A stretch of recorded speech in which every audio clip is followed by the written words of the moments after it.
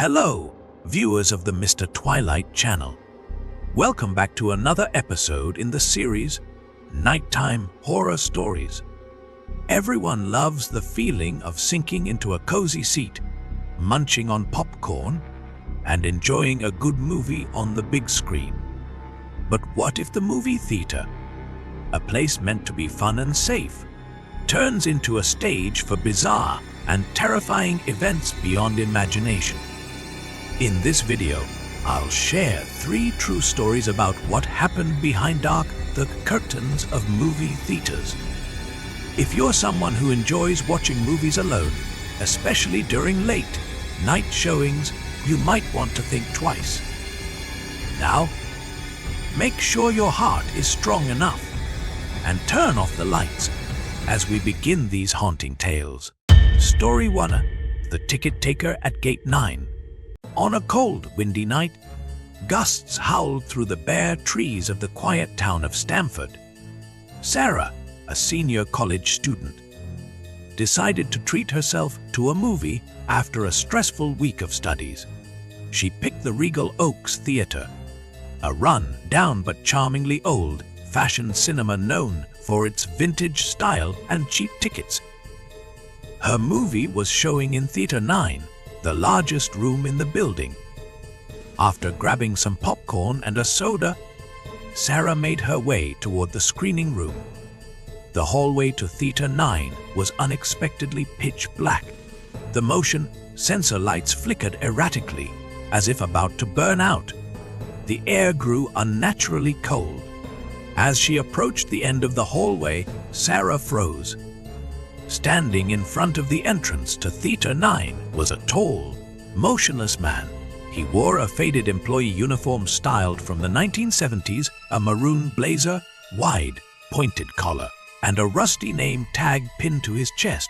His low, brimmed cap cast a deep shadow, hiding most of his face and making his appearance even more unsettling. Sarah hesitantly held out her ticket and asked, "Is it time? Can I go in?" The man said nothing. After a long pause, he slowly raised his head. Sarah's throat tightened in fear. His face was pale as a corpse, his eye sockets empty and dark like bottomless pits. The corners of his mouth stretched unnaturally to his ears, forming a grotesque, twisted grin. He raised one unnaturally long arm, joints cracking, and pointed toward the theater. "Go ahead, miss," he rasped in a hoarse voice. Panic surged through Sarah. Without thinking, she bolted inside, her heart pounding in her chest. When she looked back, the hallway was empty. No sign of the man. No footsteps. Only the flickering fluorescent lights buzzing overhead. Regal Oaks was built in the late 1960s and quickly gained attention for its Gothic architecture. But few people know that in 1974, a shocking accident occurred there. There's a rumor about a ticket taker named Walter Crowley. He was an odd man, always wearing a cap that covered his face, never smiling. Walter was found dead inside Theater 9, right in the middle of a screening. What terrified everyone was the way he died. He sat perfectly upright, mouth agape, eyes rolled back in horror. Drag marks stained the floor beneath him. Police investigated for months, but found no cause of death. No one ever figured out what happened to poor Walter. That's when the eerie rumors began to spread. People whispered that Walter never really left. On cold nights, he would return to the entrance of Theater 9, inviting new souls inside. Back to Sarah's story. Though shaken, she forced herself to watch the movie. But a chilling sensation crept up her spine, like someone was watching her every move. She glanced over her shoulder and froze. In the back row, Walter sat in silence, unnoticed by anyone else. He still wore the old uniform, that pale, twisted smile stretched across his face. Slowly, he raised one hand, his unnaturally long fingers curling, as if calling her. Sarah leapt to her feet and screamed. The screen flickered wildly. Walter's grotesque expression seemed burned into her mind. Then, he vanished when the lights came on. The manager rushed in. Other moviegoers grumbled in annoyance. Sarah pointed at the back row, but no one saw anything. They quickly reviewed the security footage. What they found sent chills down everyone's spine. Sarah stood alone, handing her ticket to empty air. The door to Theater 9 stood open. No one manned the entrance. But when they slowed the video frame by frame for just half a second, 0.5 seconds, a single image flashed. A tall figure in a cap standing behind Sarah as she rushed inside. The image was grainy, but one thing was clear, a sickly white grin, twisted unnaturally widey. That night, Sarah couldn't sleep. Every time she dozed off, she dreamt of standing before Theater 9 with Walter whispering into her ear, "Come on in, there's still a seat waiting." She heard raspy laughter coming from her closet. The mirror in her room cracked on its own.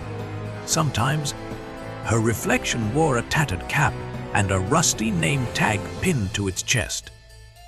After a month of these horrors, Sarah was forced to leave town. She never returned to Regal Oaks. The theater still operates. On especially cold nights, new staff sometimes spot a man in a vintage uniform silently standing near Theater 9's hallway. When the oldest manager hears of these encounters, he simply chuckles. Walter's still doing his job. Just don't bother him. So if one day you find yourself at Regal Oaks and see a quiet ticket taker standing at the entrance to Theater 9, remember, don't look him in the eye. And whatever you do, never sit in seat number 13. Story 2. The Child Beneath the Floor. Rachel couldn't remember when she had dozed off. Her phone showed 13:47 a.m. The theater had emptied long ago, but a rustling sound from the seats behind jolted her awake. She stood up and turned on her flashlight. The screen was dark now.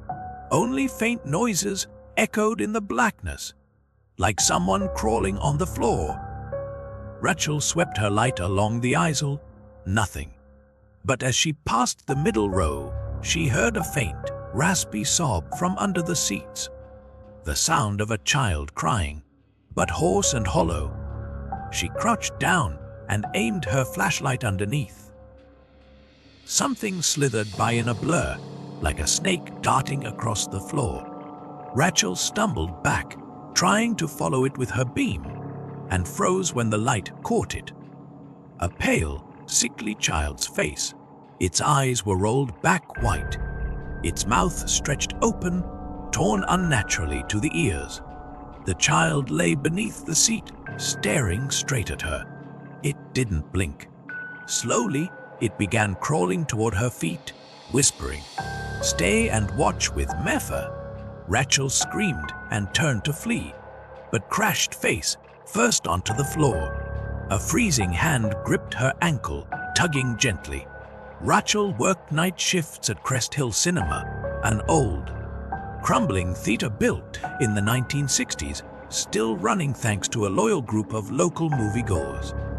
Her job was simple: wait for the last movie to end, then inspect each room, clean up trash, collect lost items, and lock the doors. She usually worked alone. Nights were slow. Theater 3 was the oldest screening room. The sound crackled. The lights were dim. It was mostly used for classic films. And that's where everything started. On a snowy Friday night, Rachel stepped into Theater 3 after a showing of Bridge to Terabithia. The room was silent, but she noticed something odd. Muddy footprints tracked from the entrance all the way to the back row. They looked like a child's, but no children had attended that night. She bent down with a cloth to wipe the prints, when a soft moan came from under the seats. She raised her flashlight and saw the face of a little girl, around 7 years old, lying flat on the floor. The girl didn't move. She stared blankly at Rachel with empty, lifeless eyes. Her skin was a grayish blue, blood crusted around her lips, and her face pale like a corpse. Her lips were dry, nearly colorless, and she didn't blink. She ran for the emergency exit, but the door wouldn't budge. Panic-stricken, Rachel turned back, only to find the child had vanished. From that night on, whenever she checked Theater 3, she'd find a small piece of paper placed on seat D5. The notes were written in messy, childlike handwriting. "I'm still here. I don't like sad movies." At first, Rachel thought it was a prank, but the notes began to appear more frequently. One evening, she stayed behind to review the security footage. At exactly 1:50 a.m., when no one was in the room, the screen suddenly lit up. It didn't show a movie. It showed a frozen frame, rows of empty seats, except for the very back. A little girl sat facing away, her head tilted to one side. Suddenly, the girl turned to face the camera, staring straight into the lens. Rachel shut off the monitor immediately and rushed to Theater 3. On the screen inside, faint handprints smudged the projection, as if someone had touched it from the inside. Disturbed, she spoke with an old manager who'd worked at the theater for decades. His face went pale as he shared the story. In 1993, a little girl named Lilly got lost during a movie with her mother. When they found her, she had suffocated beneath the floorboards of Theater 3. They think she crawled under the seats to grab her doll, but the space was too tight and dark. No one noticed in time. At 2:00 a.m., she stood before Theater 3, holding an old fabric doll she'd found in storage. She planned to return it to where Lilly had vanished. The moment she stepped inside, the lights went out. Darkness swallowed the room. Then, the screen flickered to life, displaying her own image, standing there in the theater. Behind her, the girl was crawling fast. Rachel spun around, no one. But on her pant leg, she felt the tight grip of a small, dirty handprint. Rachel never told anyone what happened, but the whisper still echoed in her mind, childlike, rasping. "I don't want to be alone, stay with me, watch with me." Since then, Rachel avoids the back rows of any movie theater.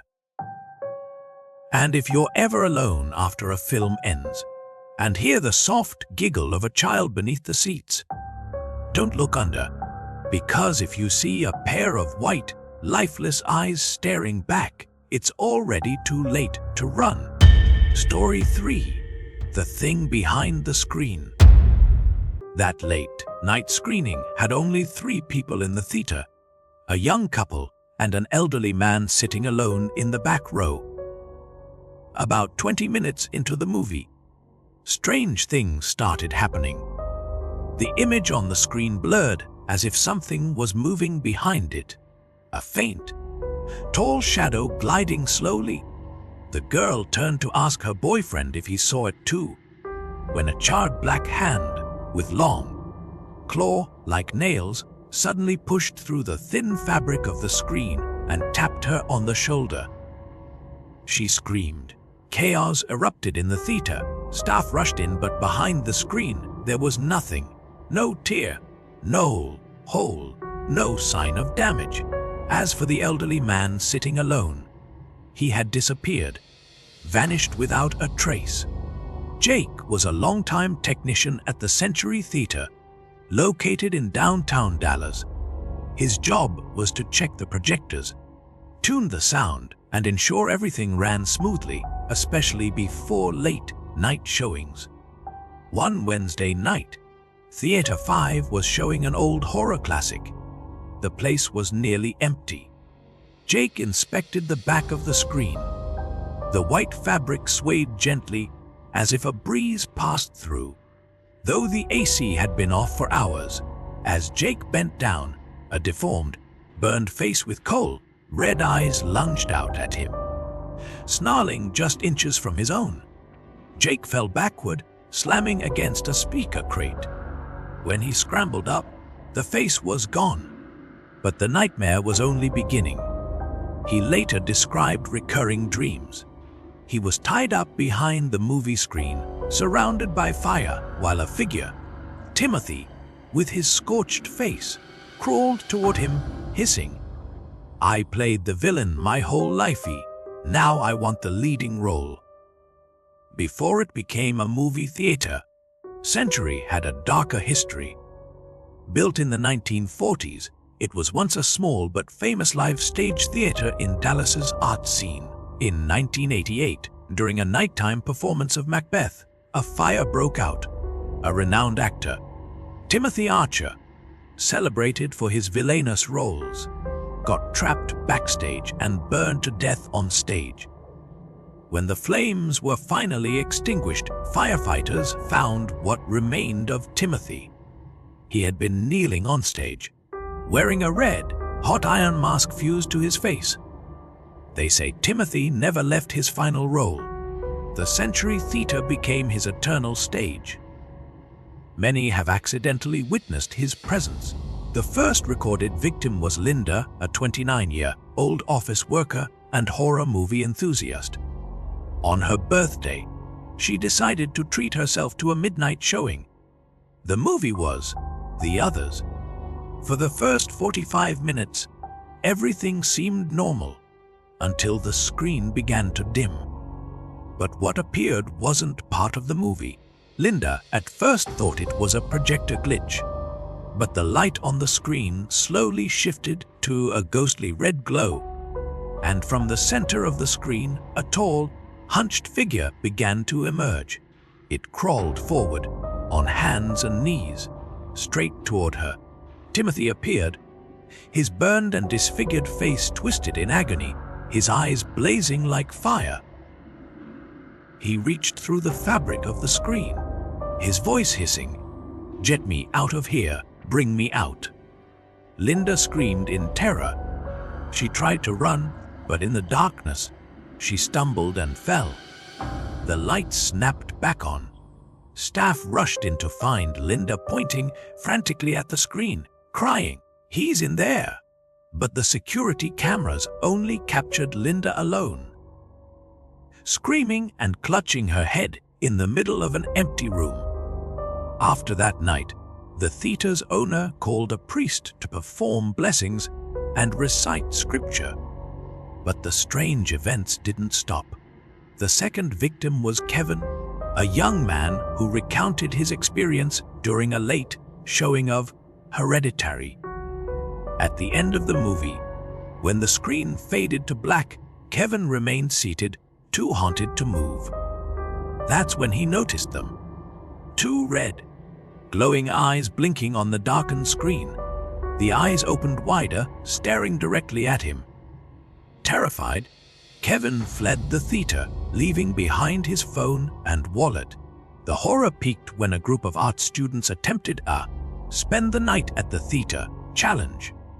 Around 2:15 a.m., the cameras started glitching. Justin, one of the students, approached the screen to investigate. The footage showed him standing face to face with the fabric. Suddenly, he screamed, striking himself repeatedly before clutching his head and fleeing the room. Later, Justin explained he had seen his own reflection on the screen, but his face was burned and twisted like Timothy's. Though more than 30 years have passed since Timothy's death, it seems his spirit has never left his final stage. Some believe that only when someone dares to stand before the screen, look into those burning red eyes, and accept the final role Timothy offers, can he finally rest. But no one has ever dared.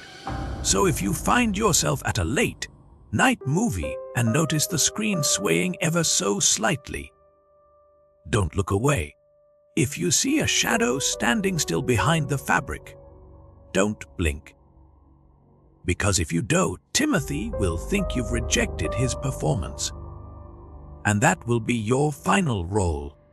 So, we have completed our chilling journey through 3 terrifying stories set in movie theaters. I believe that in the world we live in, countless hidden corners still hold mysteries, and theaters may just be the perfect hiding place for strange, unseen forces. I hope these stories don't take away your love for cinema. But always remember to stay cautious of what might lurk in the darkness of a theater. Have you ever experienced something strange at a movie theater? Don't hesitate to share your story with me in the comments. And if you enjoyed this video, don't forget to hit like, subscribe, and turn on the notification bell to support the channel. Mr. Twilight wishes you a good night, and see you again in the next horror video.